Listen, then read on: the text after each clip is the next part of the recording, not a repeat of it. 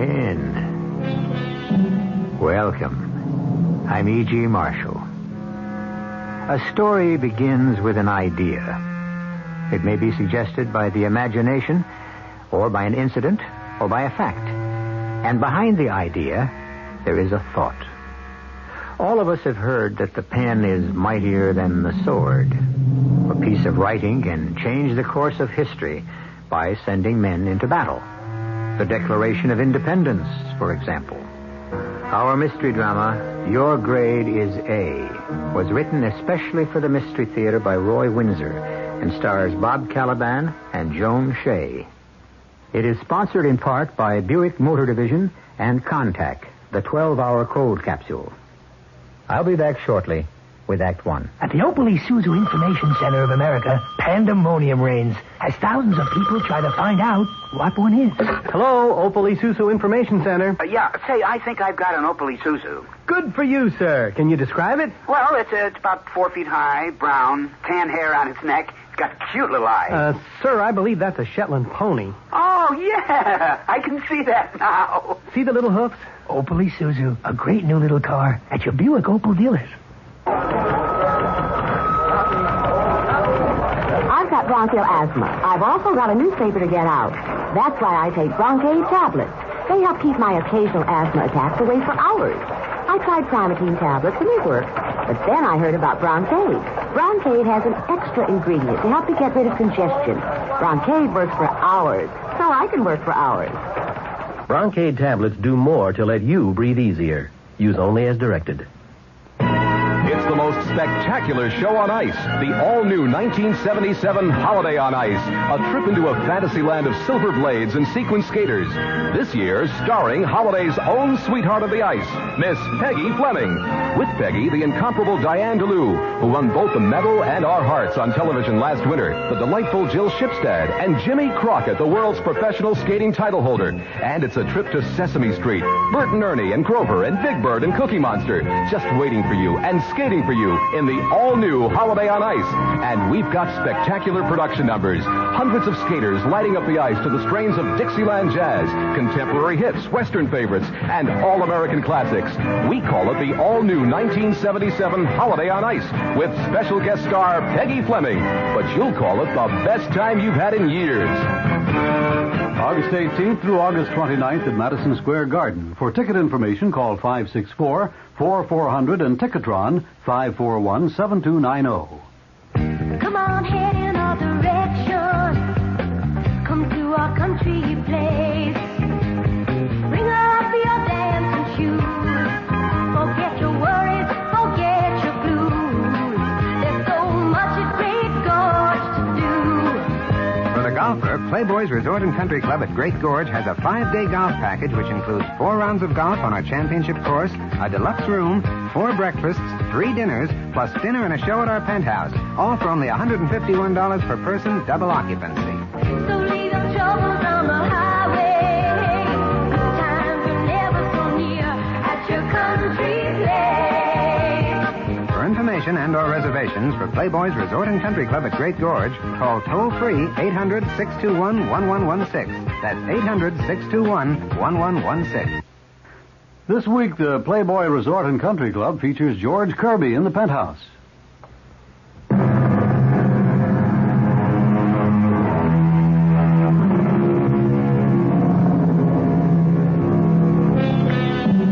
There are many good correspondence schools with conscientious instructors to match. The student completes assignments and mails them in for criticism and encouragement.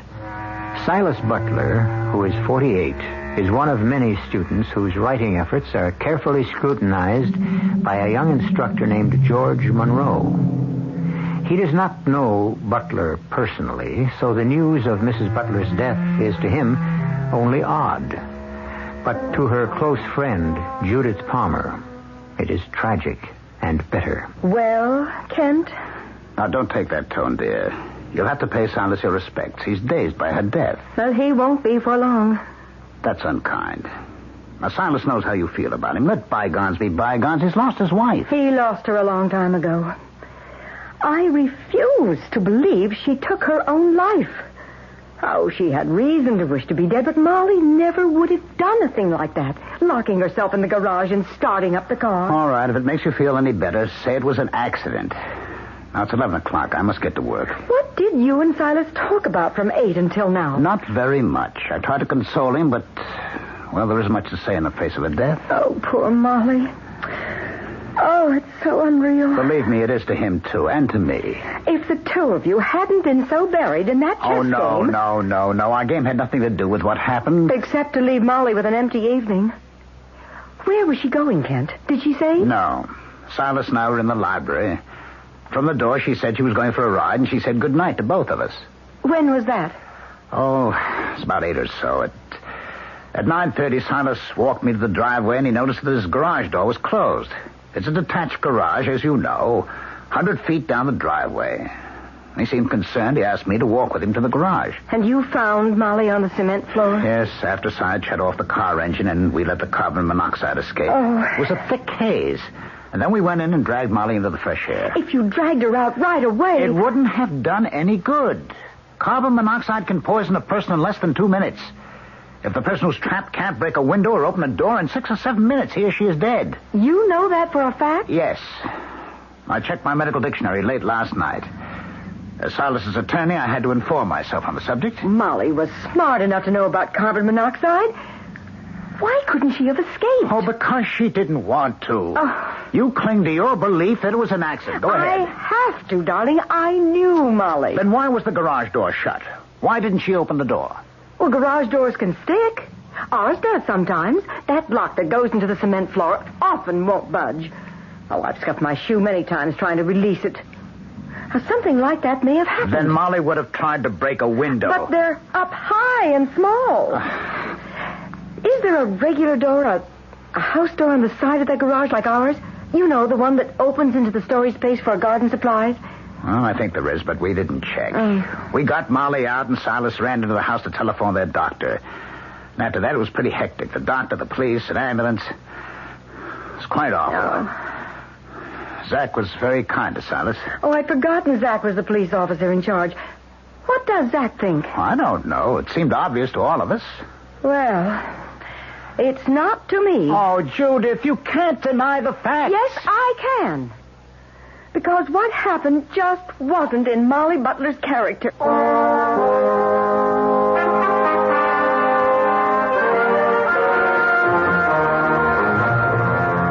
Please come in, Mrs. Palmer? Yes, Mrs. Kent Palmer. Yes, let me close the door. It can be noisy around here. Yes. Please sit down. Thank you. I'll come right to the point, Mr. Monroe. Silas Butler is a student of this correspondence school. Yes, he is, but... Well, I don't expect that you'd know him personally. Well, that's what I was going to say. The instructors never have a personal relationship with a student. Well, Molly Butler was my best friend. Oh. My mother read about her in this morning's newspaper. We were sorry to learn that she committed suicide. I don't think she did. Oh? And that's why I wanted a confidential talk with you. Well, I don't know, Mr. Butler. I know he was married. That's on his biography, but that's all I know. But how does our school... I really have no idea what you're driving at. I visited Mr. Butler late this morning to pay my respects. He asked me to go through his wife's personal things, clothes and so on, and to dispose of them as I saw fit. Yes? Well, among Molly Butler's effects was a diary. I glanced through it. Wasn't Mr. Butler writing a murder mystery story as one of his assignments? I'd have to check over my file of critiques. May I ask why you're interested in Mr. Butler as a writer? Well, I know that he was working on a murder mystery story. Molly Butler refers to it in her diary. For heaven's sakes. Why? Because the characters in the story and the story outline are taken straight from life. Well, that's true of much of what is written. We encourage students to write about what they know from real experience. I understand that, and it makes sense. Well, then?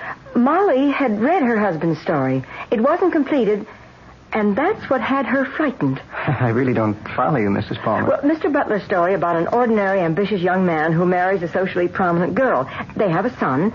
The couple is happy together, and the mother thinks that the sun rises and sets on her son. And then he's killed. And that poisons the marriage. How did you know? Well, I assume that it did. After all, I am an instructor in writing. Unless one of the parents was to blame for the son's death, there wouldn't be any conflict, hence no story. How did the son die? In an automobile accident. His father is driving him home from prep school, driving too fast, and carelessly. The boy is killed. The father is injured, but recovers. And the mother blames the father. That's right. And that ended the relationship. I see. The story you're telling me isn't a story at all, is that it? That's it. It is the story of Silas and Molly Butler. And now Molly's dead. You're mentioned several times in Molly's diary, Mr. Monroe. In what context? Well, Mr. Butler had great respect for your encouragement and ideas. Had you exchanged thoughts about how the story ought to end? I think so. This is very odd, Mrs. Palmer. I've never had an experience like this before. Neither did Molly Butler. You see what I'm suggesting, Mr. Monroe? It's too fantastic to believe. Maybe, but I wish you'd think it over. I'm going to present it to my brother, Captain Zachary of the police department, to hear what he has to say. Because you're not satisfied with how Mrs. Butler died? No, I'm not. She was a very close friend. She's dead now. I owe it to her to find out how she died. Thank you for seeing me, Captain Zachary. Glad to. Come in. Thank you. Sit down. My sister's already been here. Well, what do you think, Captain? Well, she's got a lively imagination, Mr. Monroe. Then you don't think there's anything to it? To what? You know, she never came out and said what she thinks. Of course, I didn't give her much of a chance. I was at Butler's house when the ambulance took his wife away, so my knowledge is firsthand. And you think it was suicide? Well, that or accidental death. I'd say the latter. Silas Butler would prefer that. Mrs. Butler was stretched out on the garage floor. Which means she got out of the car to reopen the garage door. Why had it closed? That doesn't make any sense. Well, it could have blown shut. But all garage doors can be unlatched from the inside. I know that. I don't believe the door blew shut or that she tried to get out. Mrs. Butler, as you know from what my sisters told you, was an unhappy lady. So the verdict is suicide. Except for the fact that we found her on the floor. The explanation for that is that she closed the garage door, started the car in the dark, changed her mind, thought of escaping, then changed her mind again, and she took her life. Well, did Mrs. Palmer tell you what she'd read in Mrs. Butler's diary? Well, I've glanced through it. Well, she was afraid of the parallel between her life and his murder story. Well, if he's a writer, he'd spill out some of his own life in what he writes. Isn't that how writers work? Well, sure, but what's funny is how Mr. Butler struggled to find the right ending for his murder mystery. It's all here, Captain. What's that? My critique of his work. Mr. Butler and I exchanged a lot of thoughts about how to end his story. Would you explain that, please? Well, everyone who reads knows the old devices employed in ending a murder mystery. Mm-hmm. The butler did it, or the poison pill taken by mistake, mushroom soup, or that kind of thing. Yeah. All known and stale. Now, I'm referring to premeditated murder. I understand. And your critiques? Well, Mr. Butler thought that a suggestion of mine about using carbon monoxide had merit. I see. And you're feeling guilt because you made the suggestion? I don't know how I feel, but it certainly is odd that carbon monoxide is what caused the death. Well, that's the poison he decided to use, and I suggested it. Well, did he indicate how he planned to use it? No, I didn't either. Yeah, it's a deadly poison, of course, and people are careless about it. You know, we have accidental deaths all the time because a person starts up his car with the garage doors closed or only partly open. You know, that gas works fast. I don't see anything sinister in Mrs. Butler's death. I'm glad you don't. It makes me feel better. You know, my sister seems to think that Mrs. Butler's death wasn't suicide or accidental death. You know what's left. Yes. And that's a very serious implication. I know it. And I hope she's wrong. Look, leave your critique, huh? I'll see if I can make a matchup between your suggestions and what happened. But I don't like it. I know Silas Butler. I don't think he'd commit murder.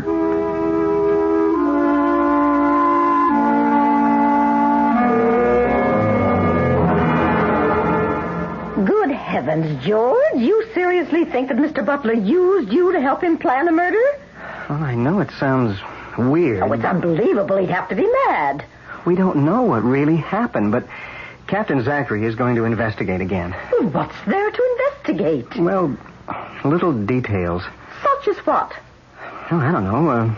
For instance, why was the garage door closed? Well, because the poor woman trapped herself and was dead before she could get it open. But that doesn't make sense. A person doesn't go into a garage to get a car and close the garage door before the car is backed out. Well, not unless the person wants to take his own life. Well, it's obvious. That's why the report was suicide. But Mrs. Butler was found on the garage floor. Well, you're just looking to make a mystery out of a simple tragedy, George. Yeah, maybe. Of course you are. Mrs. Butler went into the garage, purposely closed the garage door, and started up her car. How else could the garage door have been closed? Oh, will you and Mrs. Palmer next imagine that someone waved a magic wand and closed it?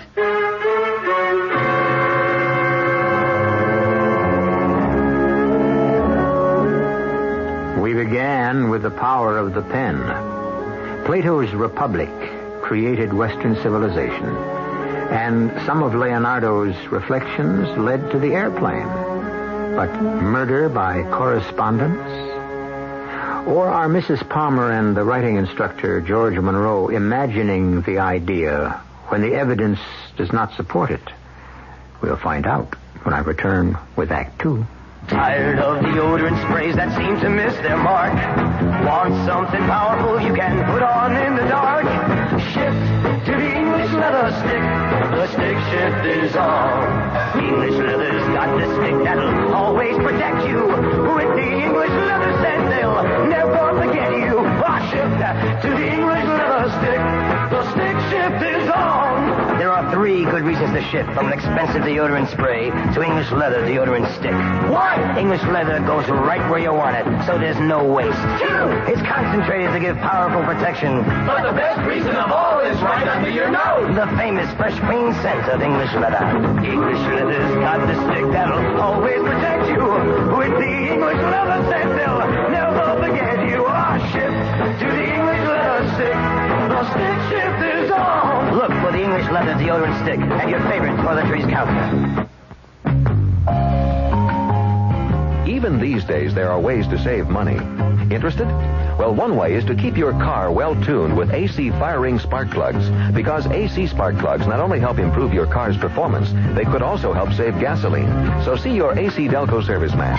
Get a tune-up with AC spark plugs today. In the Bay Ridge section of Brooklyn, see Rudy, Ralph, or Anthony at Mr. Bargain Auto Parts, 1083 60th Street. Call 436-5700 for a complete selection of AC Delco products.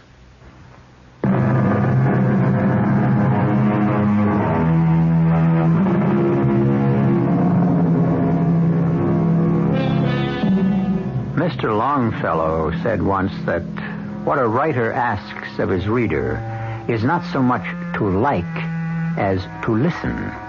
That applies here. Silas Butler wanted his correspondence school instructor, George Monroe, to listen to his ideas for a murder mystery story. George did, and supplied him with a device, the use of carbon monoxide as the poison. Then Mrs. Butler died from carbon monoxide poisoning. But her best friend, Judith Palmer, is not content with the explanation of suicide or accidental death. It is the evening of the day after the tragedy. Judith, my dear, I know Silas Butler. He's both a client and a friend, and I can't conceive of him or anyone writing a story of premeditated murder and then acting on it in life. All right, what does the writing instructor say? Well, he's puzzled because it was he who suggested carbon monoxide. I see. Then if he's a writing expert, have him figure out how it was done. I don't think he can, because the police are satisfied that Molly's death was, well, because you prefer it an accident. Why do you say I prefer it, Ken? You said so before. You can't imagine Molly taking her own life. Well, I can. She hasn't been a happy person since her son was killed. By his father? Oh, Judith, dear, please, don't say such a thing. Silas was speeding, and he and the boy had a serious accident. It does happen, you know. Silas loved his son. And you simply must not say that he killed him. That's unfair. Well, perhaps. But you know what their lives have been like since it happened. He was very depressed when I saw him around noon. Yeah. Well, I told him I'd stop by later this evening to discuss the funeral and other details. Oh, Kent, what will happen to him now? I'll find out. He's all alone. Yes, all alone. No accusing eye on him. Molly always looked at him that way. Silas Butler is not a criminal. Molly thought he was. Once.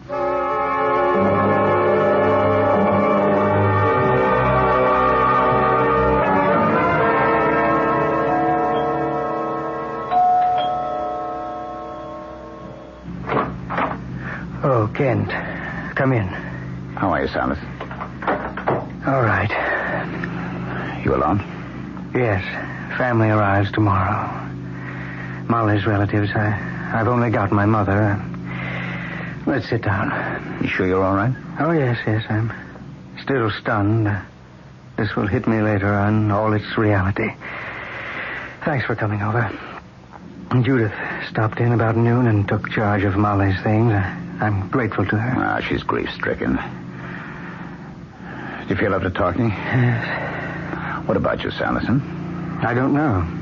Sell the house, of course. I can't go on living here. Ever since that automobile accident, life's held nothing for me. Molly never recovered from the loss of our son. All that sustained her was her loathing for me. I'll always see her accusing eyes. Oh, now, Silas, you'll forget that in time. I hope so.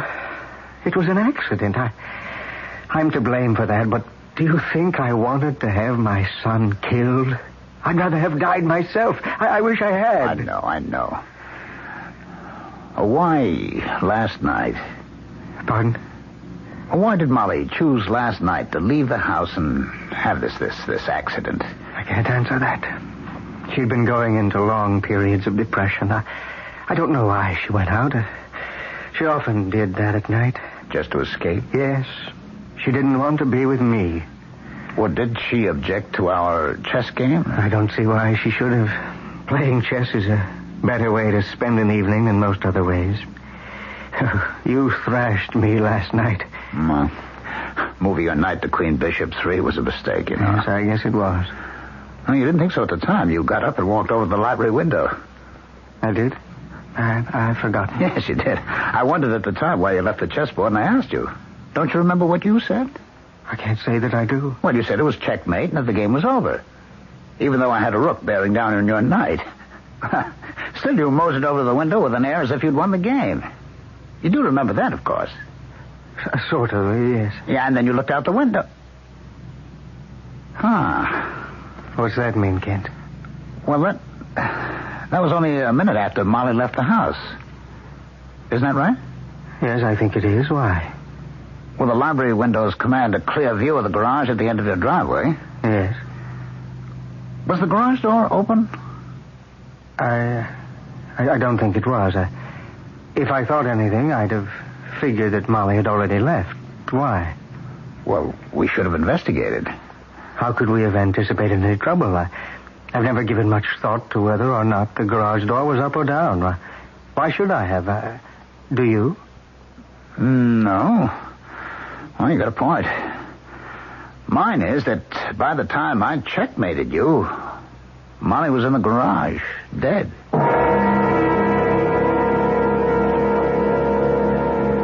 That means, Kent, you've got your doubts, too. It means no such thing, Judith. I just tried to reconstruct the scene, that's all. All right. Silas got up from a chess game he was about to lose and walked over to the window. Now, that doesn't make sense. That's not the way chess players behave, is it? Of course it isn't. Si went to that window in order to get a view of the garage. Now, darling, is there anything else you remember? No. Your imagination is beginning to run away again, Judith.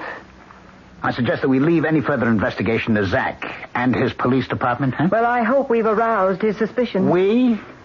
You and who else? George Monroe. Zach telephoned me while you were out. Mr. Monroe called on him and gave him the critiques of Silas's writing. Zach thought they were interesting. He thought Silas had written a pretty good mystery story. Well? And Mr. Monroe thought that Molly's death ought to be reinvestigated. Oh, no. Molly hasn't even been buried, and you and Monroe want to subject Si to more suffering? I don't like that at all. I really don't. I didn't visit Cy tonight with doubts in my mind. Well, you asked him why he went to the window. No, I only mentioned that he had gotten up from the chess game and gone to the window, that's all. Why? That was odd, wasn't it? I wouldn't say that. Cy is a harried man. Chess gets his mind off his unhappiness. I simply wondered why it was last night of all nights that Molly chose to have an accident. Well, maybe Cy had just figured out how to commit the murder in his story. I doubt that he would have shared such an idea with his wife. Well, you never know. You ought to read Molly's diary. I'm not going to. And frankly, I've had enough of this. You and Zach pursue it. I'm really tired of it. So if you'll excuse me, I think I'll turn in. All right. Oh, is our car in the garage or in the driveway? I left it out. Why? Well, if he's still awake, I may drive over and talk with George Monroe. Oh, Mr. Monroe, I know it's late. Well, that's all right, Mrs. Palmer. It's not that late. It's only 10:30. Oh, I'm never in bed before midnight.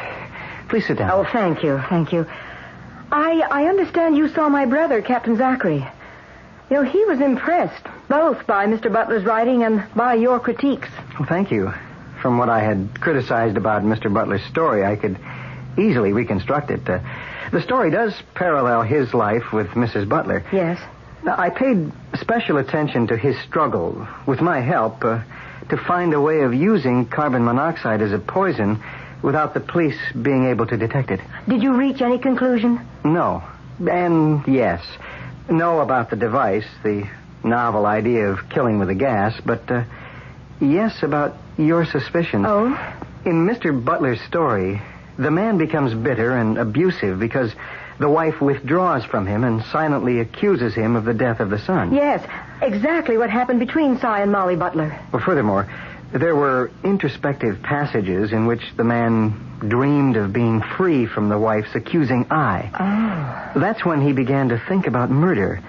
The wife sensed it, but she couldn't do anything about it. It was as if she were mesmerized. Well, it fits, doesn't it? It seems so. What strikes me is the psychology of the thing. Was he guilty of the boy's death? Through negligence. It wasn't deliberate. And Mrs. Butler never overcame her loss? No. Well, as you said, it fits. But how do we prove it? Well, Captain Zachary is reinvestigating. Oh, it needs more than police investigation. It requires some kind of creative inspiration. How it was done. That's right. How could it have been done? Cy Butler and my husband were playing chess in the Butler's library. Toward the conclusion of their first game, when my husband had him on the defensive, Mr. Butler rose and walked to the window. Did he? And he thought he was losing the game? That seemed odd to me, and I mentioned it to my husband. What did Mr. Butler do at the window? I don't know. Looked out. It commands a clear view of the detached garage. But now, what could he have done from the library window that would have had any connection with Molly's death? Darned if I can imagine. Oh, I wish you'd try, Mr. Monroe. You're a creative man. Well, I know, but Butler and I both struggled to invent a gimmick for killing a person with carbon monoxide poison without being detected. We hadn't succeeded. Well, he may have. Yes. I wonder what it could be. Assuming we're not crazy. It's a puzzler. Oh. What are you thinking about? You've got an abstracted expression on your face. Something Mother said earlier this evening. Oh? Now, what was it? I'd explained your interest in this fantastic notion. Mother agreed that if Mrs. Butler didn't commit suicide, then her death must have been accidental because she couldn't get out of the garage. Yes, go on. But the idea of murder was nonsense. She wondered... Yes, here's what she wondered. She said, you and Mrs. Palmer next imagined that someone waved a magic wand and closed it. Meaning, of course, the garage door. Waved a magic wand? It's stuck in my head, and I've given it some thought. Oh, Mr. Butler did go to the window soon after Molly left the house. But what kind of magic wand could he have waved? Think about it. Think about it, Mr. Monroe. I will, too. What your mother said might be the very clue we're searching for.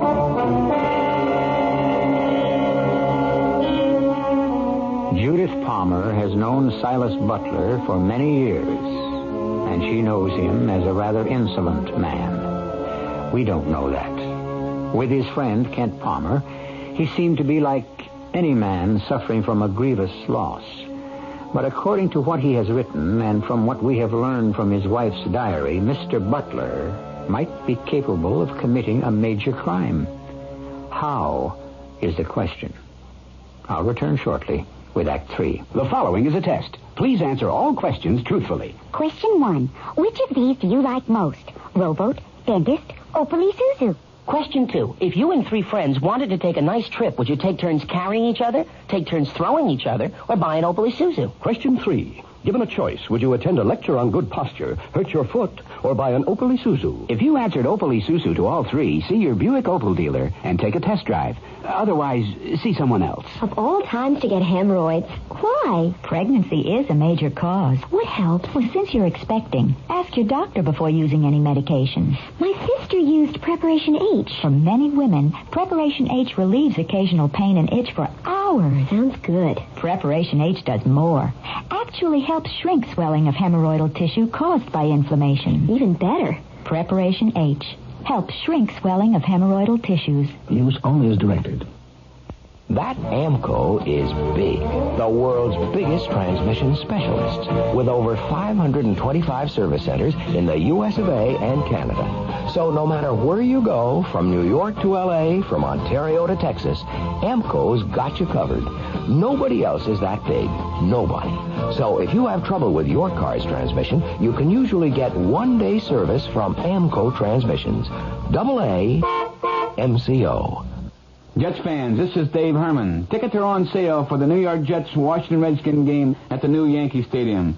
They are on a first-come, first-served basis. You can order them by mail, but do it now by writing the Jets ticket office at 598 Madison Avenue, New York, zip 10022. Or you can go to the ticket office and pick them up in person. They are also available at all Ticketron outlets. And if you're going out to the stadium for the game, take WR Radio along and double your fun.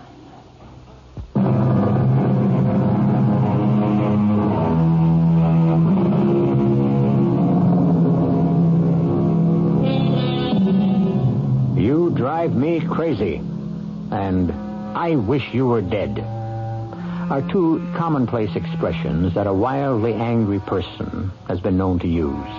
They're not meant to be taken literally. They sum up a condition that is unbearable and a wish to be realized. Apologies usually follow. Both sentences, however, seem to apply to Silas Butler. His wife's silent accusation was driving him mad, and he may have wished her dead. It's the next morning. George Monroe again is seated opposite Captain Zachary of the police department. Good morning, Captain. Good morning. My sister telephoned that she'd seen you again. Yes, were my critiques helpful? Yeah, very. Butler writes well. That's a sad story he tells. You can understand from the character in the story that he would commit murder. Yeah, well, maybe. You never know about a murder. Most murders just occur. A person loses his temper, goes crazy, but a premeditated murder, well, that's pretty rare. Well, I agree. As a writer, it comes down to motive. In his story, Mr. Butler's character does have motive. Yeah. May I make a couple of suggestions? Sure, go ahead. But talk to Mr. Kent and to Mr. Butler and ask them to recall everything they can about their chess game. You mean about Butler walking to the library window? My sister mentioned that. Anything else? Take another look at the diary. There may be a clue there. Why? You think she may have anticipated her death? She might have. Anything else? Well, it's this foolish idea I have because my mother said something about waving a magic wand. Uh-huh. There could be something to it. Yeah, sure. If we can find the magic wand. Any ideas? Offhand, no, but would it be improper of you to ask Mr. Butler if he'd had any repairs made recently to his house? Such as what? I don't know, but if I wanted to trap someone in a garage with an engine running, I might dream up some gadget that would close the garage. Uh-huh, I see. Well, a lot of homes have posts by their driveways. You stop your car, push a button, the garage door opens or closes. Yes, that's the kind of thing I mean. And if the garage has a button which does the same thing, it opens or closes the garage. Do you know if the Butlers had that kind of device? No, but I'll find out when I examine the garage. That's a good suggestion, Mr. Monroe. That is, if we're going to pursue the murder idea. Well, don't you see any validity to it? Well, it's possible, but don't be disappointed if our original verdict holds. Mrs. Butler killed herself, or she died accidentally.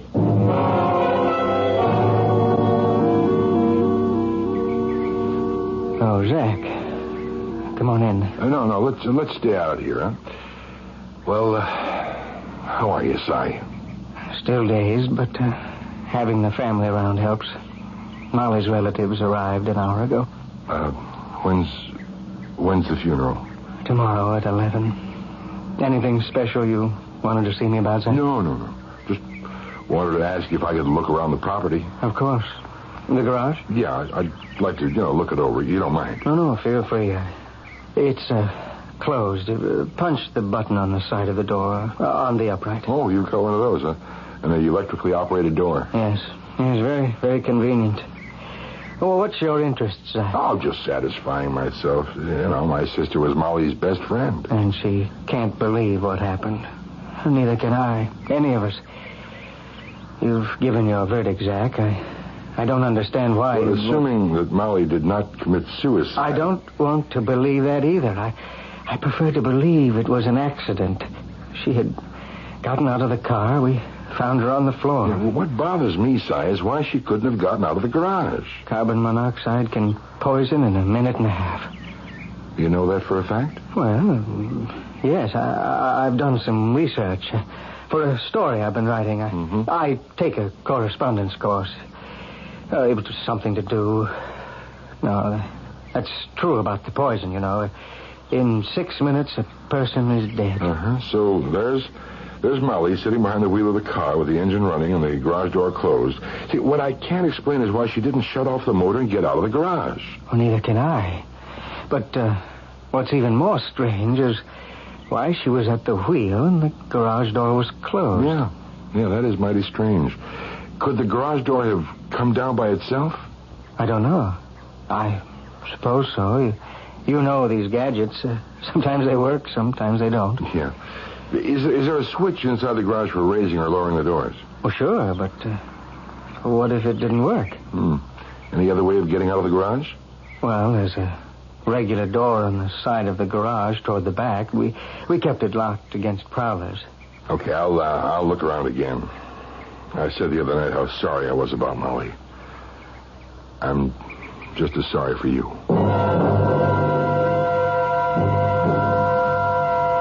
But why in the world do you want to know the name of the butler's carpenter? Or electrician, Judy. Either one.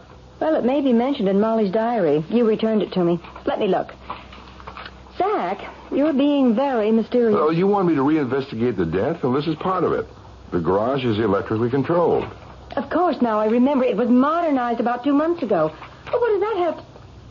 Oh, here it is. Yes, Mr. Day did the work. Molly writes here that he installed an overhead door and... Yes, it works by electricity. Push a button and it operates. And there's another switch on a post at the entrance to the driveway. Or there was. They had it removed. Yes, it was an attractive nuisance.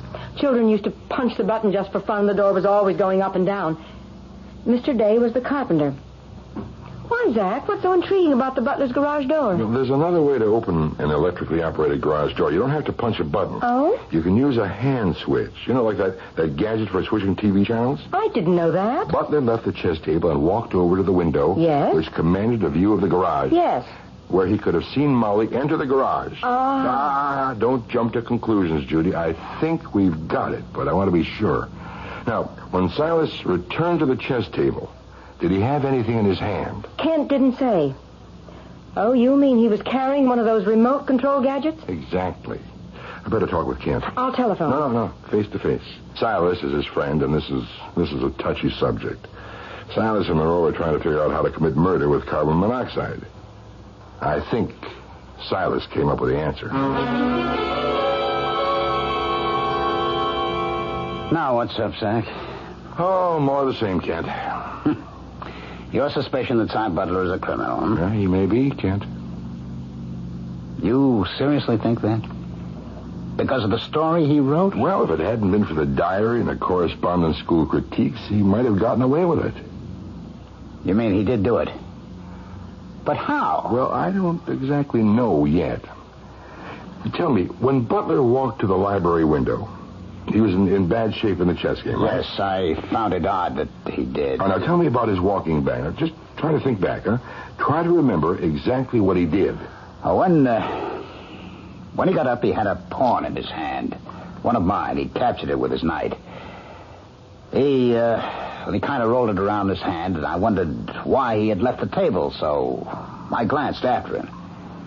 He placed the pawn in his jacket pocket. And when he returned to the table? Well, nothing. Well, didn't he place the pawn behind the board? Yes.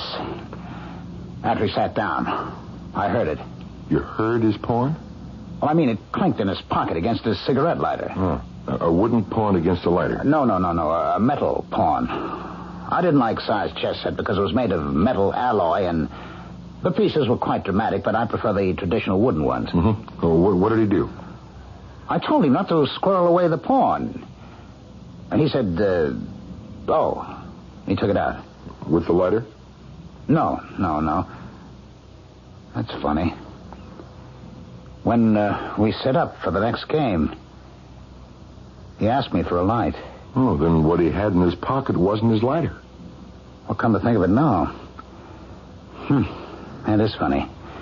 But I remember the clinking sound. I think the carpenter or the electrician can tell me what it was he had in his pocket. I may need you later in the day, Kent. All right. You've given me a bad turn, Zach. It's nothing compared to the one Silas gave Molly. Now, what's this urgent business all about, Zach? Hello, Kent. Judith? Hello, Si. Close the door, would you, Kent? And, who is this? George Monroe, Mr. Butler. I'm very sorry about what happened. Thank you. Well, Zach, now why did you ask me to come down to the police station? Because what I'm about to say is better said here than in a house of mourning. What is it you have to say? You murdered Molly Butler. I murdered my wife. Anything else? Isn't that enough? I suppose I have you to thank for this preposterous charade. I'll take some of the credit. Give the rest to Molly's diary and to this young man here. Monroe? Yes, George Monroe. You wrote a murder mystery, didn't you? Or half-wrote one, I should say.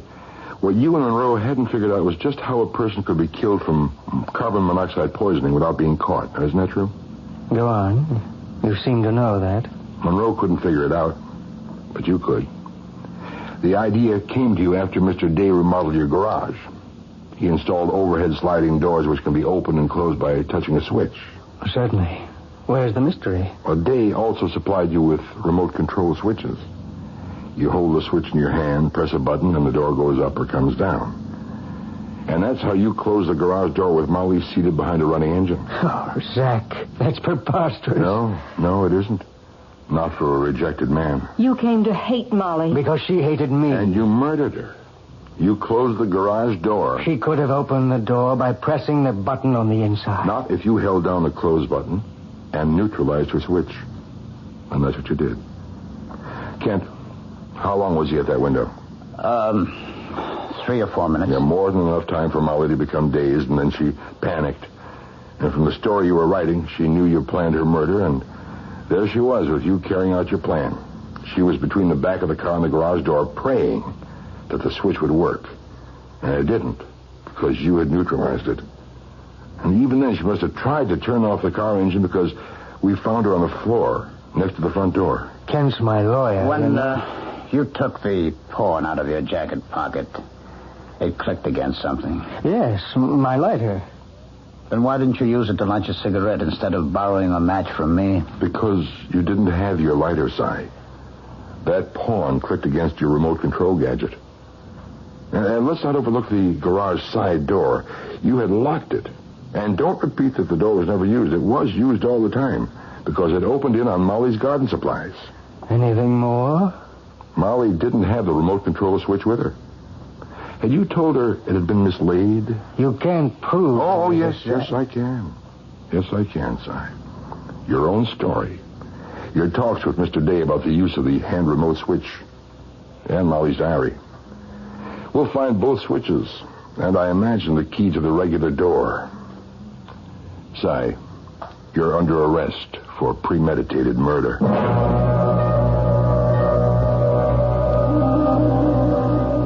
Perhaps you guessed just how Silas Butler almost got away with murder. But what a strange way for him to get caught. A piece of writing undid him. That and Mrs. Palmer's evaluation of the characters of Silas and his wife. And although Butler, in his way, was a tragic figure, murder is an intolerable offense. Confronted with the evidence against him, he made a full confession. I shall be back shortly. If you're thinking of buying a home, but the cost keeps you thinking, you may find the current Family Circle magazine of considerable interest. It features a comfortable 3-bedroom house, which includes living room, family room, 2 baths, utility room, wall and floor covering, even drapes. And the price? Well, it ranges from $22,000 to $25,000, depending on where it's to be put up. The reason it's so reasonable is that it's built in a factory. Family Circle lists 50 locations across the country where this very attractive home can be inspected. Now, for those in need of a bit of body rebuilding, the issue offers Jack LaLanne's 9 best spot exercises. There's the fencer's lunge to firm thighs and hips, the chair push-up for arms, shoulders, and chest. A simple 20-minute per day program to keep us in shape. The September Family Circle, with that golden harvest casserole on the cover, is now at your supermarket checkout counter. This is Jack Sterling for Family Circle, the world's largest selling woman's magazine. Give your hands to a prayer. Give your heart to your love. Give your heart to contact. Here in my hand is a little capsule. It's tiny, yet it contains enough cold medicine to help relieve cold symptoms caused by every known virus. Every known virus. It's Contact. The same 12-hour Contact you can buy. This year, Contact with its tiny time pills will touch more lives, help more colds than any other cold medicine, tablet or liquid. Think about that next time you're sick. Sneezing, dripping, all clogged up. Then let us help you with real medicine, like Contact. We're number 1 in the whole world. For good reason. Give your hand to a prayer. Give your heart to your love. Give your heart to contact. It works all day, all night. Take over as directed.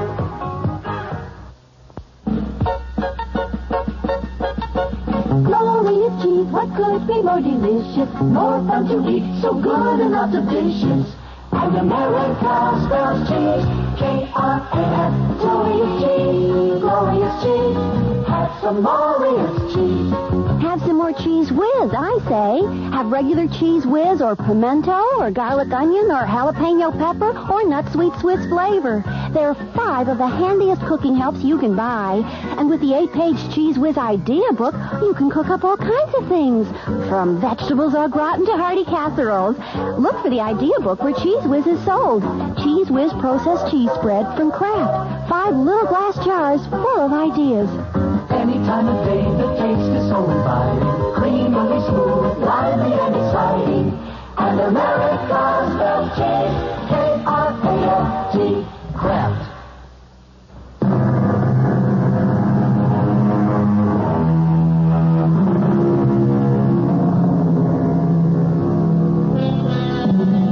We've come full circle with the quote about the pen being mightier than the sword. A correspondence student finally completed his murder mystery, which was his plan for a real-life murder. A diary, an imaginative young instructor, and careful police investigation combined to rob Silas Butler of his perfect murder and of his life. Our cast included Bob Kaliban, Ralph Bell, Joan Shay, and Joe Silver. The entire production was under the direction of Hyman Brown. Radio Mystery Theater was sponsored in part by Contact, the 12-hour cold capsule, and Buick Motor Division. This is E.G. Marshall inviting you to return to our Mystery Theater for another adventure in the macabre. Until next time, pleasant dreams. Preceding program is furnished by CBS Radio. This is WOR New York.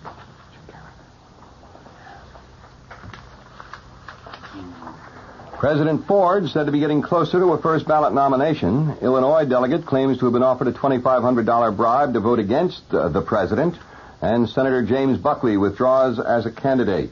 It's 70 degrees in clear mid-Manhattan. The man says it'll be clear and cool tonight with a low in the mid-50s. This is John Scott with the 8 o'clock edition of the news. President Ford is inching closer to victory at the opening of the GOP National Convention in his hot battle with Ronald Reagan for the presidential nomination. And an Illinois delegate says she was offered a $2,500 bribe to vote against the president on a pivotal rules proposal strongly backed by Governor Reagan and for which his strategists have been seeking maximum support. With only 48 hours left before the GOP chooses its presidential candidate, Mr. Ford began picking up scattered support as he and former Governor Reagan stalked the elusive few votes needed to clinch the nomination. Marie Goodloe, a widow from Chicago, said she'd been offered a $2,500 bribe to vote for a rules change which would force the president to reveal his running mate before the nomination ballot begins. She said the man who offered her the alleged bribe identified herself as a Reagan worker, but she said she didn't know him. Former Illinois Governor Robert Ogilvie, the head of Mr. Ford's Illinois campaign, said a second delegate was also offered a bribe but would not disclose his name. He was identified by others as Eddie Mac Jones of Chicago. He could not be reached for comment. John Sears, Reagan's campaign manager, said through a spokesman that the charge was absurd, that there is no truth to it. Mrs. Goodloe, who is a Ford delegate, said the alleged bribe offer kind of made me angry. I wouldn't sell my president out. Vice President Rockefeller is urging delegates to nominate a presidential candidate with broad appeal. In remarks prepared for delivery later tonight, Rockefeller says the party has been successful in electing a president when it avoided candidates who appealed to a narrow few. The convention will also hear tonight from Senator Barry Goldwater, the GOP presidential nominee in 1964, and the keynote address is to be delivered by Senator Howard Baker of Tennessee, among those the president is reported considering as a potential running mate.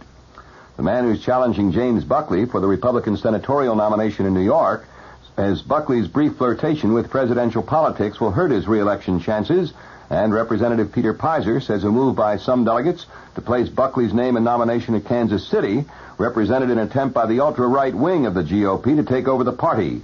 Buckley said today he is not in the race for the nomination either for the number 1 or the number 2 post. Israeli state radio reports that Israeli patrol boats are blockading the Lebanese coast and stopping boats carrying weapons to Muslim forces. The broadcast says a few boats have been boarded in the past week and their cargoes of arms confiscated. The Israeli military has declined comment on the report.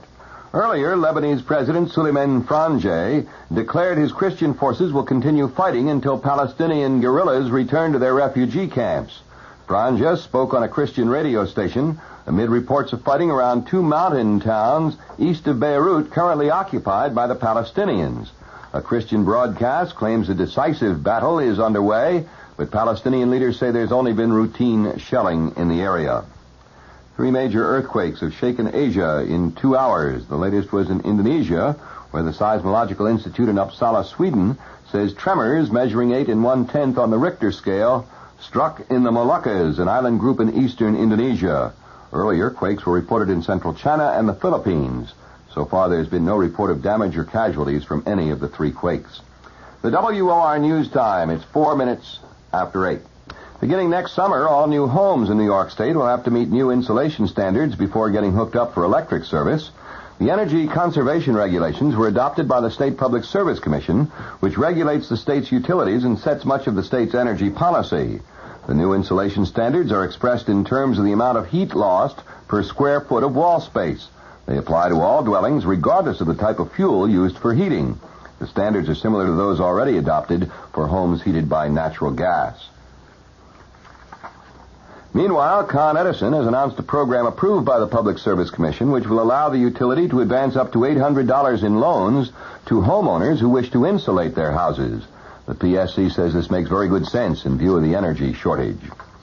The prisoner who escaped from Albany Medical Center Hospital today and later holed up in a house with a hostage surrendered himself 3 hours later without incident. The prisoner has been identified by authorities as 22-year-old Harry Wilson of New York City, who is serving a murder sentence at Great Meadow Correctional Facility in Comstock in Washington County, New York, when he was brought to the hospital about 3 weeks ago for treatment. Authorities said he made his escape from a shower while a guard was otherwise occupied. Another male hostage, who earlier had escaped from Wilson, identified only as Richard Coons, said the man had been armed with a knife.